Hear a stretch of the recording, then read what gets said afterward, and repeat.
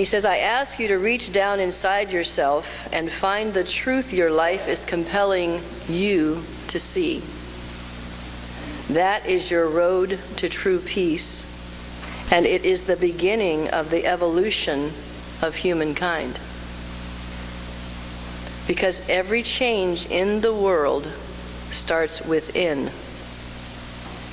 It begins with one individual who envisions his or her micro-universe the way it can be and settles for nothing less. And as one individual moves toward the light, that light ignites more individual flames, and eventually the revolutionary inner work becomes a transformative outer work that builds into a bonfire of light, the kind of light that can change the world. Revolutionary inner work becomes a transformative outer work. Here it is, again, an opportunity, again, an opportunity, again, an opportunity. So I look to those who have been, like John Lewis, 50 years, meeting those opportunities, meeting them for 50 years. I said, what do the master teachers tell us? And not just the ones who have left the planet a couple of thousand years ago, but those who live among us today. What are they telling us about? What is my response to all this? Yesterday in the workshop, people shared the different levels of feeling and emotional response they've had, ranging from rage to anger to sadness to confusion to guilt, all the range of things. But they also recognized that some of those things were not enabling them to move forward, to do anything about what they were feeling. So we looked to a master who continues to do the work. And he had 7 things, and 7 is considered a wonderful number of perfection, that he shared about this path that were necessary for us to make the movement that we've already made, and for this generation of us and those coming ahead of us and behind us to carry on. Faith, patience, study, truth, peace, love, and reconciliation. Faith, patience, study, truth, peace, love, and reconciliation. Did you think of those as the recipe for the civil rights movement? Did you think maybe it was anger, righteousness, frustration, helplessness, finished, doneness? I know I did. But here's one of the authors who worked with the Reverend very beloved Martin Luther King. And in walking with him, these are the lessons that he was taught, and that every person in that movement was taught. Faith, patience, study, truth, peace, love, reconciliation. Starting with faith. We use that word a lot. And what did the people in the civil rights movement have faith in? Something that people in UU congregations will be very familiar with. They had faith in the inherent dignity of all human beings. In all human beings. So the beauty of that was not only did they know that they were inherently worthy of equal treatment, they knew without a doubt that it was their task to demonstrate their faith by holding true to that light and never ever falling to the lower level of violence, of hatred, of anger, returning one for the other. They had faith. When they were put in jail, when the clubs flew, the fists flew, the hoses went, the spitting happened, the words happened, they were not weakened by these things. They held resolute in their faith that their inherent dignity would shine through. Sometimes you have to feel your way through the night until you can see a glimmer of light.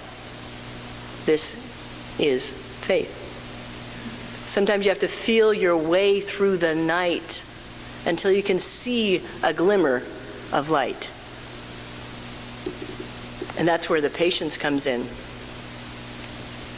Feeling your way through the night is not an easy task. Looking just for a glimmer of light has to be enough for a time. So patience, this idea of remaining engaged even when it's aggravating, because you don't even see the glimmer, or maybe it's just a glimmer and you're waiting for the light to show up. So the people who did this work and laid themselves down for this work were being patient when sometimes there were others who were saying, we need to do more, we need to fight back, we need to take up arms. They called for patience because they knew that the movement would not be won with one big explosive movement. They knew it would not be won by returning violence to violence. They knew it would be won by perseverant, patient, consistent, deliberate, consistent action, which is so much harder than blowing something up. Sitting at a lunch counter, sitting on a bus, sitting on the street, standing, walking. These are things that are simple but extremely powerful and require patience. And patience is the guiding light of all change. As far as we know, there was only one Big Bang, and it's already happened. The third thing he talks about, first faith, and then patience, and then he talks about study. One of the things I was surprised to actually let sink in, knowing that Martin Luther King was a very educated man, but not recognizing that at 23 years old, he was sitting with a doctorate in divinity from Boston College. This was preparation.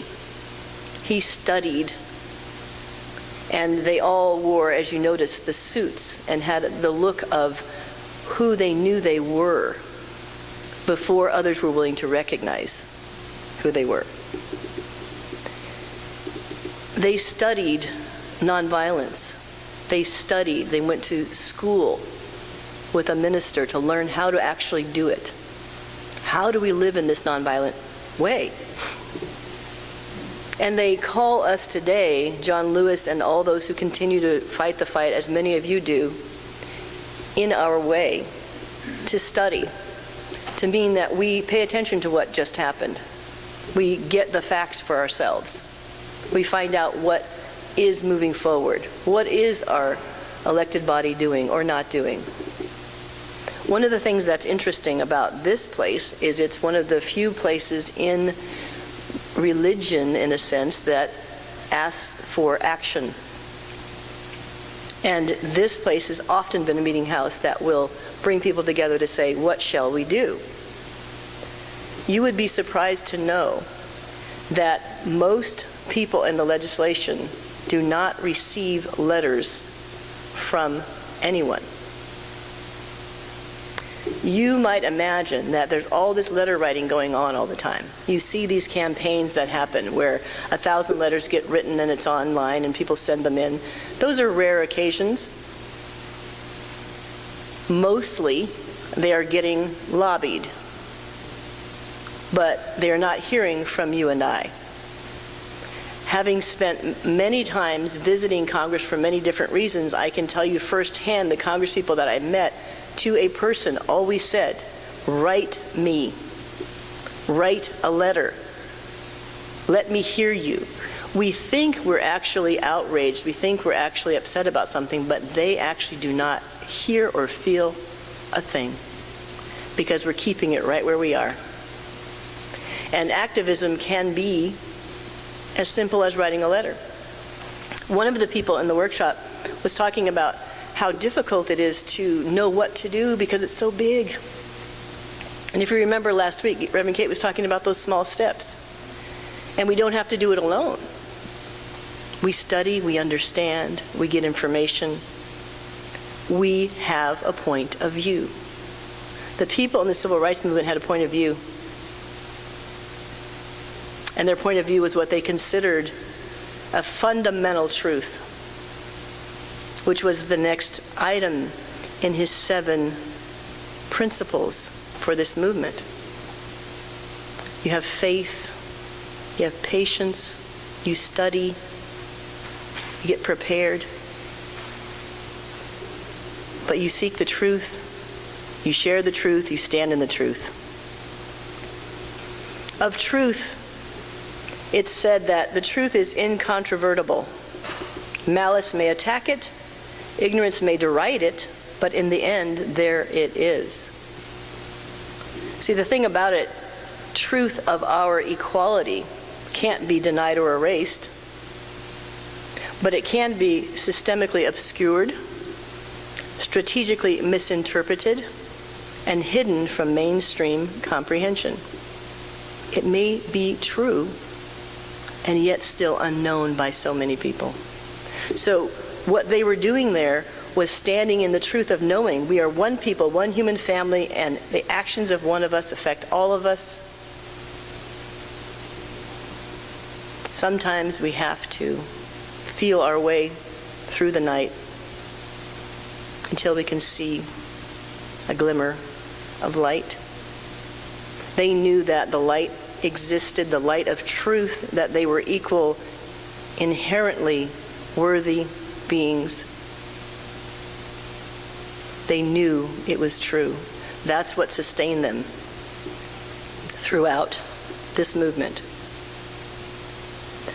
John Lewis, even though he had been rejected by society and all of those who marched with him across that bridge that day, believed that all people had the capacity to be good.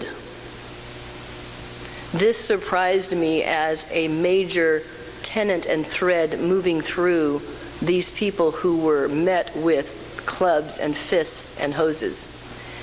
They believed that all people had the capacity to be good. We believed in the power of truth to penetrate that negative condition and remind people of their innocence once again. Our mission was to align souls with the truth.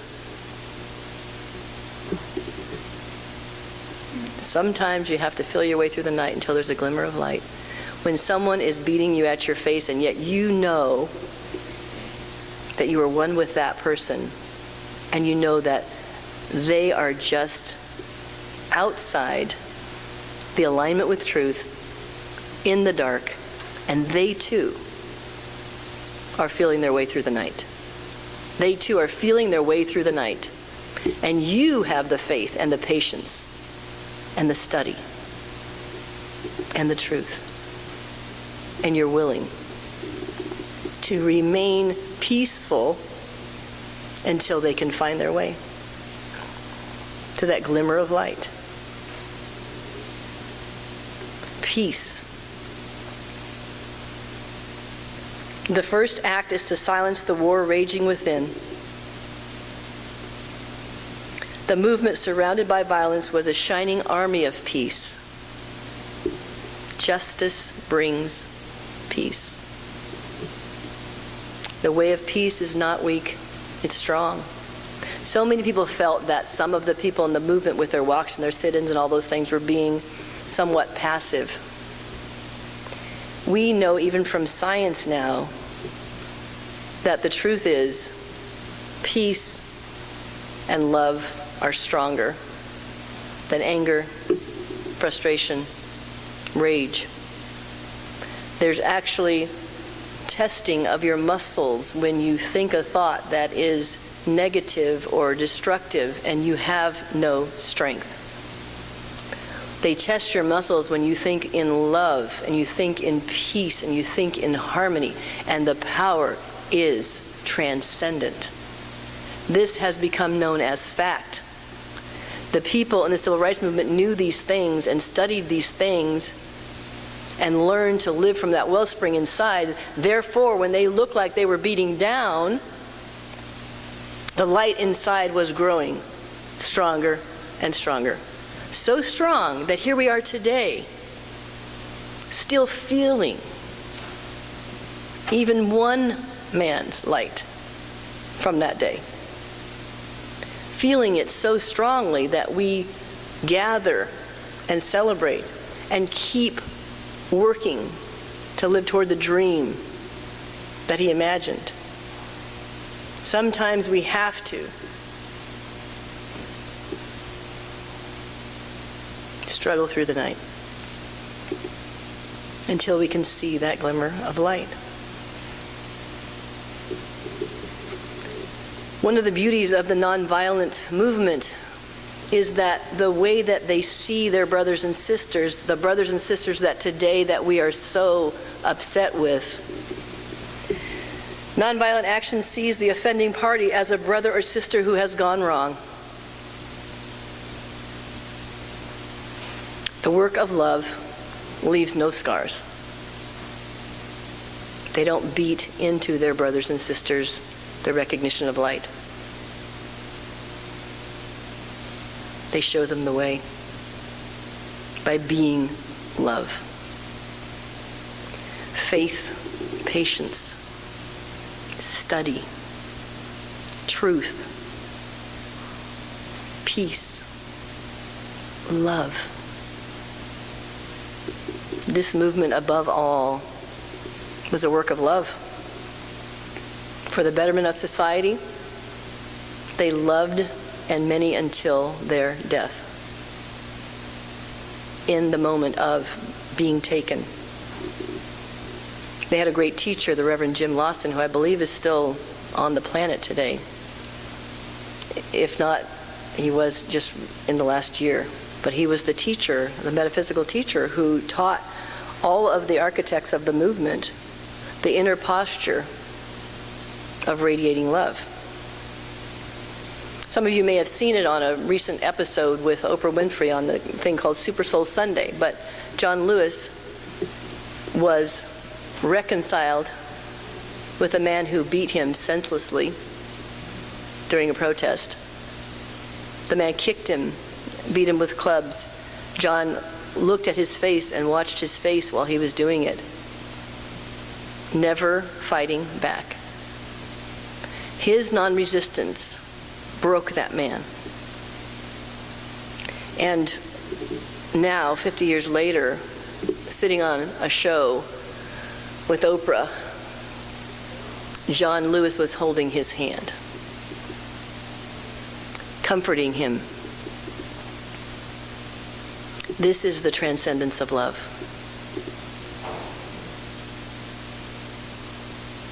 He said to him, "Albert, I am so glad that you have found your way." Because he knew that's what his work was that day. He knew when Albert was kicking him in his side and hitting him with things, that his work was to be mightier than that. Mightier than the sword. Mightier than the bomb. Mightier than the fist. Mightier than the hate. And he couldn't know right then how it was going to turn out. But he had faith. Sometimes you have to feel your way through the night before you see the glimmer of light. The people in the movement in the 60s rejected the illusion of separation and responded with the power of love. This is so much more subtle than how we sometimes retell this story. We talk about the fighting back. We talk about the unwillingness to take a back seat. We talk about some of those actions, but we don't talk about the basis of those actions. The basis of those actions was love. Love. And reconciliation. To reconcile ourselves with one another, we have to release our judgments and make peace with the fact that we are one. And if our brother is lost in the darkness, we have to be the light. We have to be the light. Our purpose to be here is to be a light that shines, each of us a light that shines. You say, what can I do with all of this? Sometimes you have to feel your way through the night until you see a glimmer of light. And all the time, not just sometimes. The light is you. Blessed be.